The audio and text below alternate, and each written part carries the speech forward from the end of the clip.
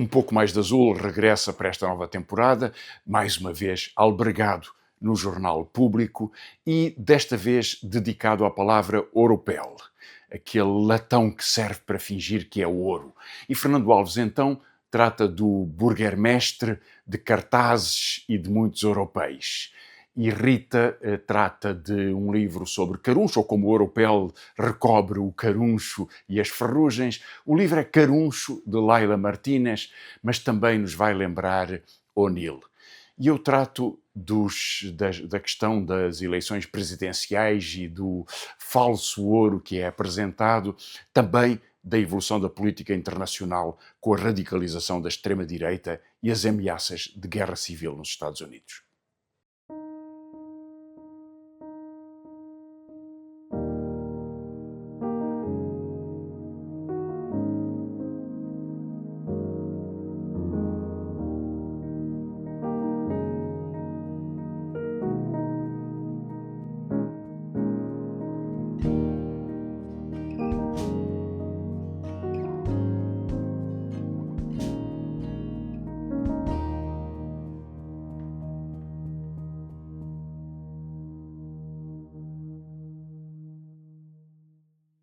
Olá, vindos do rescaldo das férias, ainda com a memória do sol na pele, ocorreu-nos a palavra oropel para o regresso deste nosso Um Pouco Mais de Azul. É que, levada à letra e cumprindo etimologicamente as longínquas latinadas, oropel deriva de aurea pellis, ou seja, pele dourada ou folha de ouro. Portanto, tudo o que for brilho de pechisbeque, brilho de encher o olho, patim de pacotilha para enganar papalvos. No fundo, uma metáfora triste, agora que se aproximam as autárquicas, uma metáfora triste desta Lisboa, com o lustre manhoso dos unicórnios, das Web Summit, das brilhantinas turísticas, que escondem numa demão matreira de oropel a ferrugem de uma cidade que se vai degradando, de que não se cuida, entregue que está ao descaso e às negociatas privadas que vão deitando o olho gordo ao brilho do lucro para inteiro prejuízo de todos nós.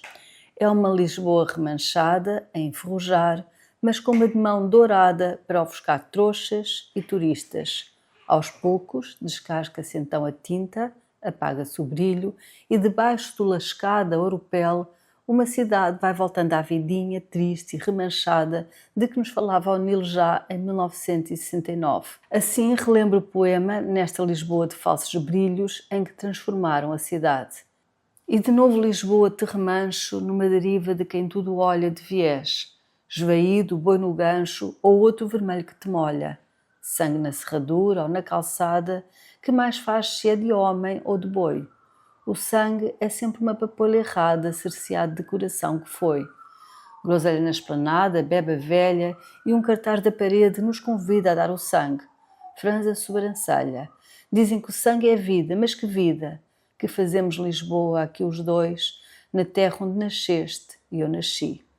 Mas não é, no entanto, de O'Neill, nem sequer bem de Lisboa, de que vos queria dar nota hoje, mas desta sensação de que o caruncho que vai comendo o mundo tem, afinal, se cumprido o seu papel. O mundo à beira da pulverização, como acontece, por exemplo, a toda a mobília da casa da personagem Emerence do livro A Porta, da escritora Magda Szabó.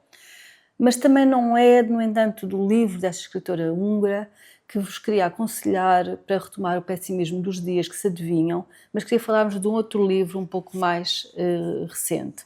Gostava de vos sugerir para hoje o primeiro romance da escritora e jornalista espanhola Laila Martínez e que se chama Caruncho.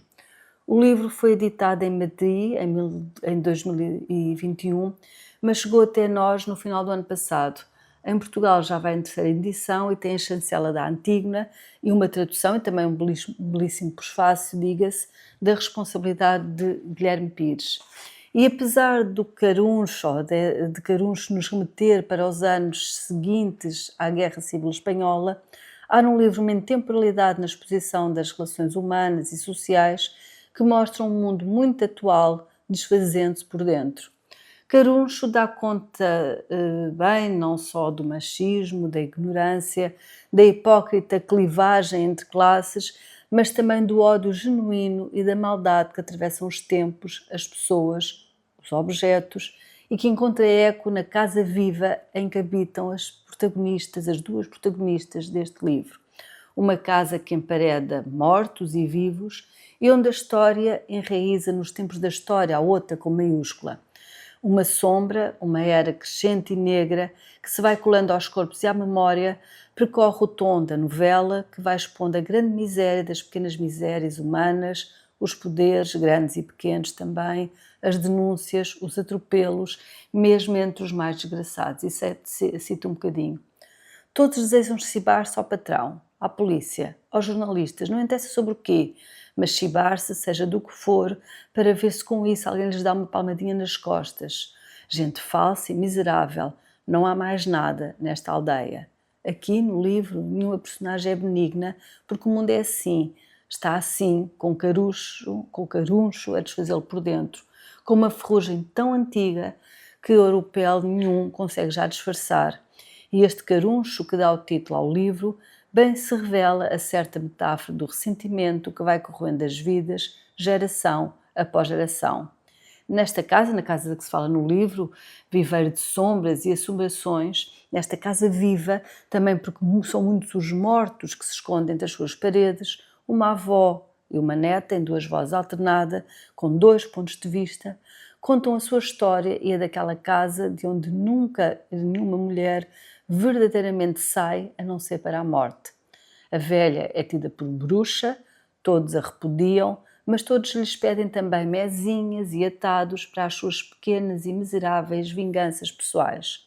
Já a neta é acusada de um crime contra a família dos Jarabos, a família herdeira do franquismo, a quem move um ódio antigo, marcado pelas gerações, pelas histórias dentro da história, as histórias das humilhações de quem calca a pobreza, mas sempre com os mesmos protagonistas, antes e depois do franquismo, assim como cá, antes e depois do salazarismo.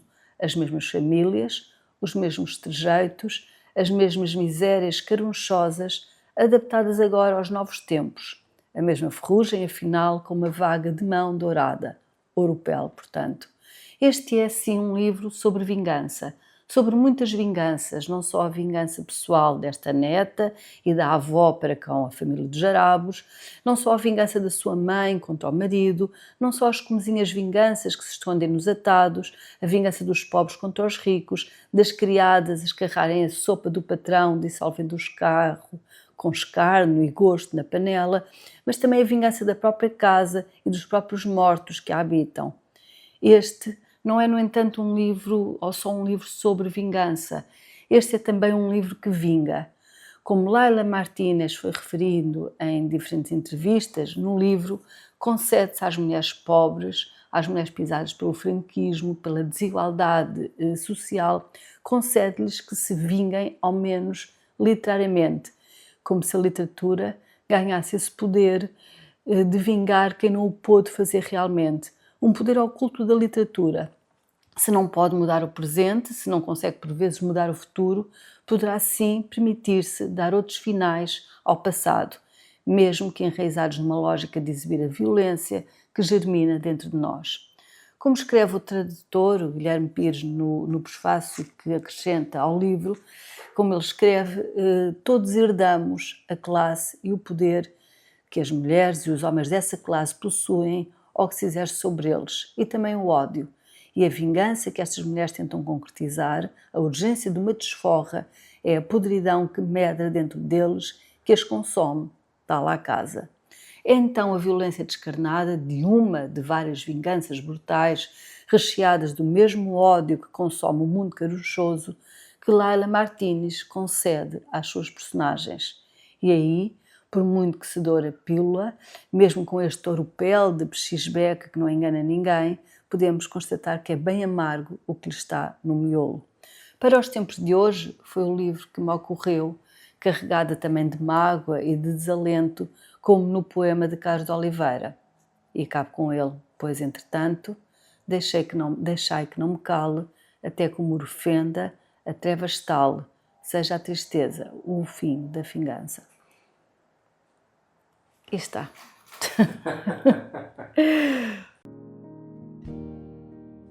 O primeiro tema que quero tratar é a evolução da extrema-direita e as ameaças de guerra civil nos Estados Unidos. Se olharmos para a semana passada, poder-se notar que houve duas derrotas importantes para a extrema-direita. A derrota de Milei na cidade de Buenos Aires, que pode antecipar um desgaste forte do seu ascenso eleitoral e, porventura, até a sua derrota a algum prazo. E, em segundo lugar, a condenação de Bolsonaro no Brasil. Apesar de tudo, houve manifestações muito poderosas dos apoiantes de Bolsonaro e as eleições do próximo ano estão muito indefinidas nas circunstâncias de crise política do país. Em todo o caso, duas derrotas para a extrema-direita. Em contrapartida, o assassinato de Charles Kirk nos Estados Unidos desencadeou uma nova transformação da extrema-direita do país, a começar pelo presidente e a continuar pela horda dos influencers e da estrutura política que o apoia. Pode-se evidentemente perguntar se Kirk e a extrema-direita nos Estados Unidos não têm alimentado este clima de violência política. O próprio Kirk, por exemplo, insistia na generalização do porte de arma, incluindo de armas automáticas, mesmo quando houve massacres em algumas escolas. Em qualquer caso, a força emocional de um assassinato como este mobiliza uma parte importante de uma extrema-direita que já deu um passo em frente, e isso é uma transformação ao fazer declarações sucessivas de que caminhava para a guerra civil.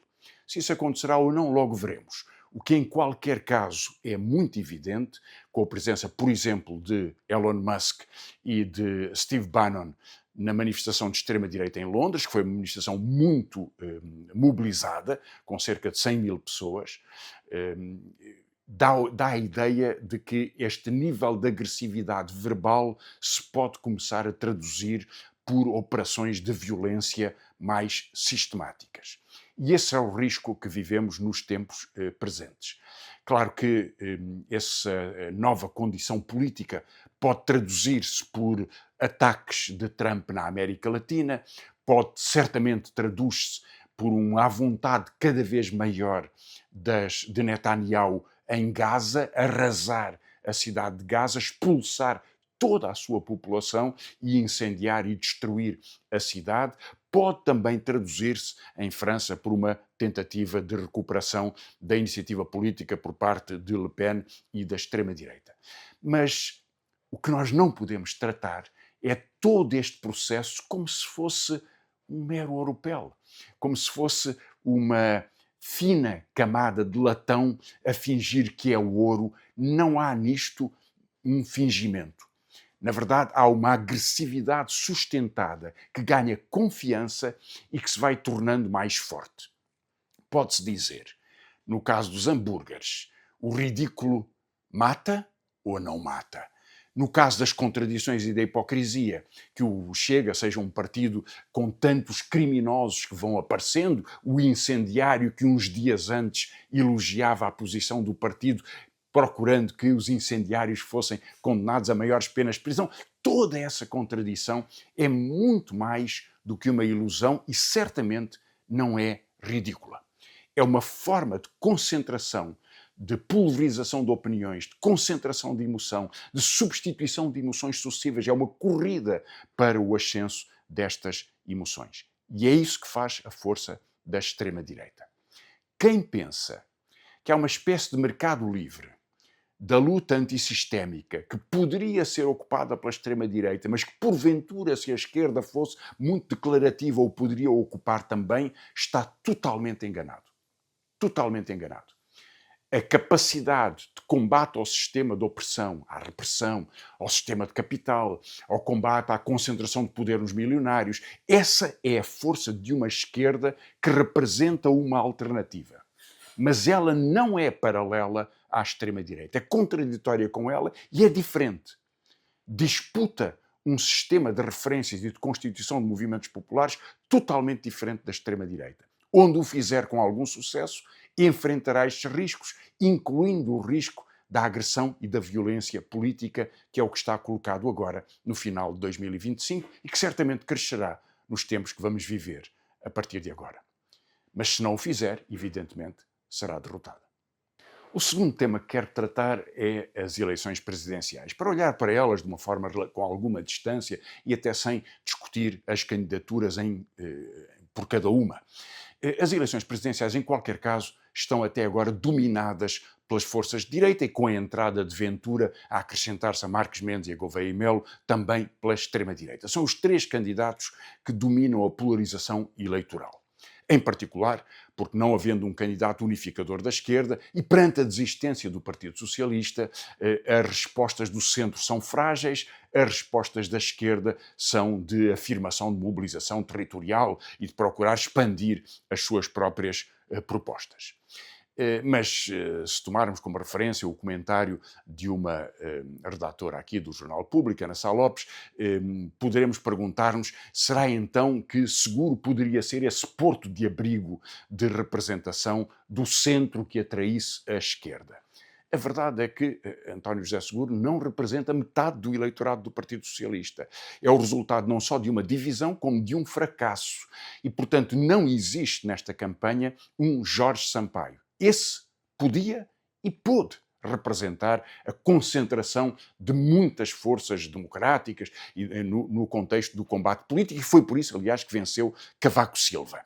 Esse contexto não existe e, portanto, se trata sobretudo de respostas que possam olhar para o futuro, mobilizar o mais possível, criar impulsos, criar ideias, estabelecer ideias, enraizá-las, deitá-las à terra, apresentá-las às pessoas e criar alternativas. Só assim poderá a esquerda, nas suas várias expressões, procurar representar e lutar por representar uma alternativa futura à direita. E o terceiro e último tema que queria tratar é o tema dominante da política internacional. Na verdade, referi-me brevemente a ele a propósito da questão da guerra civil e do crescimento da agressividade. A ideia de que a guerra é o novo normal e que não é o refúgio de alguns conflitos em paragens distantes, mas que se vai aproximando cada vez mais de todos nós, é o que domina qualquer observador, qualquer pessoa. E Gaza é o centro dessa transformação. Porque Gaza não é uma guerra de Israel contra a Palestina. Também é, obviamente. É um genocídio. Portanto, é uma tentativa de limpeza étnica, de destruição. Quem procura ocultá-lo, enfim, pouco mais pode fazer do que mentir e elogiar a destruição e o extermínio. Mas, na verdade, Gaza é também uma guerra contra o mundo.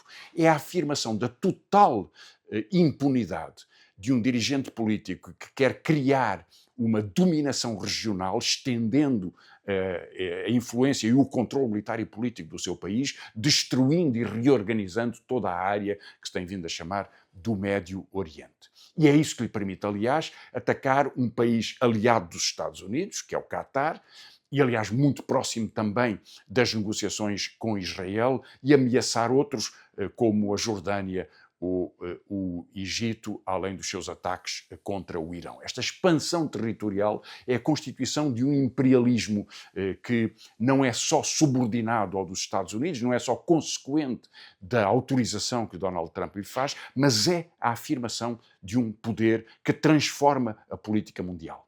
E isso nota-se, aliás, na forma como o sionismo, como os apoiantes de Israel, os que penetram na política portuguesa, o Chega, a IEL, uma parte importante do PSD, alguns setores do Partido Socialista e alguns outros setores da direita, vão tentando crescer na sua agressividade para normalizarem, para elogiarem, para engrandecerem a destruição e a morte que é provocada em Gaza e que é dada como sinal ao mundo. É por isso, precisamente, que começam a falar com grande clareza. Na semana passada, no jornal Guardian, um general israelita, Herzi Halevi, que dirigiu as forças de Israel, as forças militares de Israel durante os primeiros 17 meses depois do 7 de outubro, ou seja, praticamente até agora, veio declarar com toda a tranquilidade que já tinham provocado mais de 200 mil baixas em Gaza.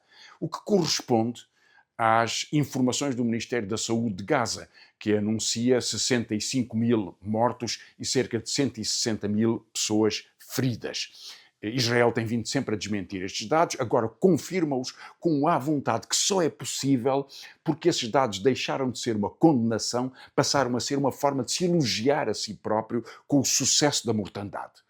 E é por isso, precisamente, que a flotilha para Gaza, que partiu de Barcelona e que partirá da Tunísia e das costas da Sicília para se juntar no meio do Mediterrâneo a caminho de Gaza para levar apoio médico e apoio alimentar à população, é tão importante. Porque ela coloca exatamente os termos da solidariedade necessária. Não é uma participação no conflito, é simplesmente a expressão da decência humanitária junto de pessoas que não podem ter nenhuma esperança e que só veem à sua frente a destruição e a morte. É, portanto, uma forma de solidariedade elementar. E talvez seja isso que tenha justificado, por um lado, tanto o apoio, manifestações tão impressionantes em Barcelona, em Génova, as manifestações permanentes na Tunísia e noutros países também, mas, ao mesmo tempo, a extrema agressividade que procura, da campanha sionista, que procura desautorizar esta flotilha. Procura, portanto, retirar-lhe a sua capacidade de expressão da sua humanidade. E isso é uma campanha de mentiras. A IEL, sem grande surpresa, porque a sua relação com Israel parece ser atualmente uma das suas identidades. Ou, sobretudo, o Chega, como seria de esperar, porque está muito próximo dos setores de extrema-direita e, na verdade, do conjunto do governo israelita, tem vindo a conduzir esta campanha, uma campanha de mentira. Houve uma festa em Menorca, houve uma festa em Ibiza, qualquer dia há uma festa em Roma, enfim, haverá o que for, como se a flotilha voasse de festa em festa, desmentindo, aliás, atacando, aliás, as condições duríssimas de pessoas que vivem nos convés de navios superpovoados para se dirigirem com grande esforço e determinação a caminho de Gaza. É também parte disso os dois ataques com engenhos incendiários contra duas das embarcações da flotilha, uma delas com bandeira portuguesa, o Família Madeira, e que tentaram ser desmentidos para ser hoje completamente óbvio, confirmado pelas autoridades tunisinas de que se tratou de um ataque com cúmplices e com uma intenção de agressão e de provocar um medo nesta flotilha para a fazer recuar. Que ela possa continuar no seu trajeto é um dos sinais mais importantes da esperança e da determinação de pessoas que sabem enfrentar esta ameaça que vai crescendo todos os dias. Um dia serei burgermestre, pensava a miúde, sem embargo. E sempre que tal refluxo de ambição se apossava dele, tremia-lhe o trema no escapara-lhe desde sempre a subtil, mas decisiva, extremada importância do trema. E que tem isso? Apanhava as ideias no ar e manejava-as como se as esmurrasse. Mastigava-as e expelia-as, assim apurando a arte do ultraje. Essa passou a ser a trave mestra do seu discurso. Levou tal exercício a limites nunca ousados. O latim não engana. Há um étimo comum entre o insulto e a eliminação de secreções. Apurou o estilo. Quando acionava a funda das palavras, sentia um prazer só comparável ao da ingestão de carne picada. Talvez isso tenha sido decisivo na conjugação de circunstâncias que o consagraram como um pica-miolos mediático de sucesso. Com inaudita frequência, o candidato a burgermestre ou burgermestre vocifera nas pantalhas deste mundo e do outro, enquanto em rodapé correm dizeres avulsos. Por alguma razão, os do meio, os dos média, chamam talho aos velozes dizeres que passam em rodapé. Quando o futuro burgermestre ganhar o glorioso sarro de uma vaga posteridade, a sua garbosa figura, construída sobre inenarráveis doses de estrião, será exibida em molduras, banhadas talvez em ouropel. Por mais pompa e circunstância, estaremos no domínio do falso ouro, latão e pechisbeque que o ar do tempo tratará de corroer. Ora, tal como o falso dourado das gravuras antigas ludibriava a pouca educação artística das massas, também os cartazes de campanha oferecem, em ilusórias promessas de futuro, o oropel de um presente envenenado. Pousai, cidadãos, o vosso olhar nos suculentos hambúrgueres eleitorais. Os novos Átilas não poupam no verbo, sempre afiado. Ameaçam endireitar um burgo que não sabíamos entortado. Prometem libertar um dado arrabalde que o noticiário corrente não revelou ter caído, entretanto, sob o jugo de quaisquer ocupantes. Juram limpar um conselho sem identificarem a sujidade que justificaria tal limpeza.